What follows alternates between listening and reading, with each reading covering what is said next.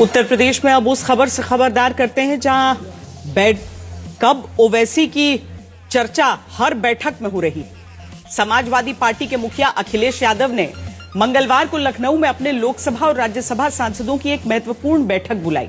बैठक में एक सांसद ने साफ तौर पर कहा कि जिस तरह ओवैसी का प्रभाव मुस्लिम बेल्ट में बढ़ रहा है वो 2027 के लिए खतरे की घंटी है।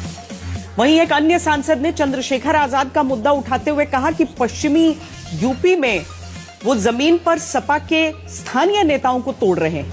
हालांकि अखिलेश यादव ने अपने सांसदों को भरोसा दिलाया कि वक्त आने पर वो इन चुनौतियों से निपट लेंगे।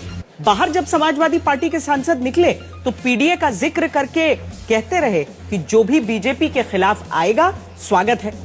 तो क्या ओवैसी भविष्य में यूपी के भीतर अखिलेश के साथ हो सकते हैं? मंगलवार को 2027 की रणनीति उत्तर प्रदेश में तय करते अखिलेश यादव की बैठक से निकले उन्हीं की पार्टी के सांसद जब ओवैसी से गठबंधन के सवाल पर इनकार नहीं करते। यूपी में एक घर में लोग नमाज पढ़ रहे तो केस बुक कर रहे थे। माने अगर सिर्फ मुसलमान समाज ही नमाज पढ़ता है, दूसरा समाज कुछ भी कर ले, फिक्र नहीं है बीजेपी सरकार को। ये मुद्दा होना चाहिए। तो साफ हो जाता है कि बिहार में विधानसभा चुनाव और महाराष्ट्र में नगर पालिका चुनावों में उम्मीद से ज्यादा सीटें जीतने वाले ओवैसी के दल को लेकर चिंता उत्तर प्रदेश में अखिलेश यादव के खेमे में शुरू हो चुकी है। इस खबर को और विस्तार से समझने के लिए आप इस वीडियो को पहले देखिए। 4 दिन पहले की बात है, बरेली के एक घर में 12 लोग नमाज पढ़ रहे थे। पुलिस ने शांति भंग का चालान कर दिया। 12 लोग पकड़े गए, बाद में उन्हें जमानत मिली। अब इस मुद्दे को ओवैसी लगातार उठाने लगे हैं। पिछले 2 साल से कह रहा हूं कि मेरी ख्वाहिश है, मेरी कोशिश है, मेरा ख्वाब है कि एक दिन इस देश की प्रधानमंत्री हिजाब पहनने वाली लड़की होनी चाहिए। अगर ये मैं बोल रहा हूं तो इसमें कौन सा गुनाह है? क्या हम ख्वाब नहीं देख सकते? क्या हम उस ख्वाब को पूरा करने की कोशिश नहीं कर सकते? क्या भारत का संविधान हमको इस बात से रोकता है? नहीं रोकता है। यही तो हम ये कह रहे हैं कि ख्वाब देखो, उन ख्वाबों को पूरा करने के लिए मुत्तहिद रहो, काम करो। इसी तरह ओवैसी लगातार ये भी कहने में जुटे हैं उनका ख्वाब है एक दिन हिजाब पहनने वाली मुस्लिम महिला भारत की प्रधानमंत्री बने। ऐसे बयानों और मुस्लिम बाहुल्य सीट पर लगातार बीजेपी के विरोधियों के मुकाबले ओवैसी की पार्टी को चुना जाना सवाल उठाता है। क्या यूपी में ओवैसी चुनौती बन सकते हैं? जब हर समाज का लीडर है तो मुस्लिम समाज का लीडर क्यों नहीं होगा? अगर तुमको सत्ता मिलती है तो क्या तुम डिप्टी सीएम बनाओगे? नहीं बनाओगे। किसको बनाएंगे? जाट को बनाएंगे।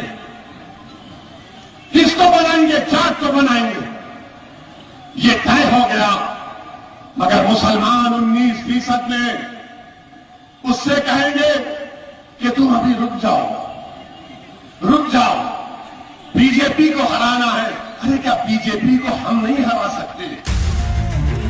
तेजस्वी ने मुकेश सहनी को डिप्टी सीएम बनाया तो ओवैसी ने इसी तरह का सवाल किया था। पूछा था कि अगर मल्लाह का बेटा डिप्टी सीएम हो सकता है तो एक मुस्लिम क्यों नहीं? मल्लाह समाज जो 3% की आबादी है और वो तेजस्वी के बाजू बैठकर कहता है कि हम उप मुख्यमंत्री होंगे। मैं ढाका की आवाम को और बिहार की जनता को और खास तौर से वो 17% अल्पसंख्यक समाज को एक पैगाम दे रहा हूं। 3% है और उनकी ताकत को देखो आप। बिहार के नतीजों से साफ है कि जो मुस्लिम वोट बैंक का बड़ा हिस्सा तेजस्वी ने लंबे वक्त से हासिल किया उसमें अब कमी आई। इसीलिए बिहार के नतीजे उत्तर प्रदेश में विपक्ष की सियासत को खबरदार करने के लिए काफी हैं।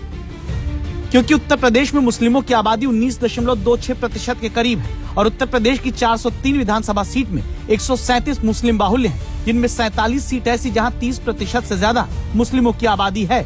और अगर सीमांचल की तरह यूपी में भी मुसलमानों का एक बड़ा हिस्सा ओवैसी की तरफ थोड़ा भी जाता है तो यूपी में मुस्लिम वोट को लेकर होती राजनीति को झटका लगेगा। जहां एनडीए 85 मुस्लिम यादव बाहुल्य सीट में से 68 जीतने में कामयाब रहा है। मतलब जिस वोट बैंक से महागठबंधन को सबसे ज्यादा उम्मीद रही, लालू प्रसाद यादव, तेजस्वी यादव सब जीत का भरोसा रखते रहे, उसी मुस्लिम यादव वोट बैंक वाली सीट में केवल 12 सीट महागठबंधन जीत पाया, 5 सीट अन्य को चली गई। अगर केवल मुस्लिम वोट जहां ज्यादा है उनकी बात करें तो ऐसी 39 में से 26 सीट एनडीए बिहार में जीता, 8 सीट केवल महागठबंधन पाया और 5 अन्य जिसका सीधा सीधा मतलब ओवैसी हैं।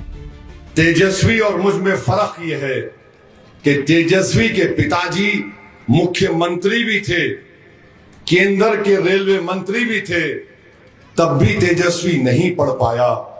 मेरे वालिद एक एमपी थे, एमएलए थे, कॉर्पोरेटर थे।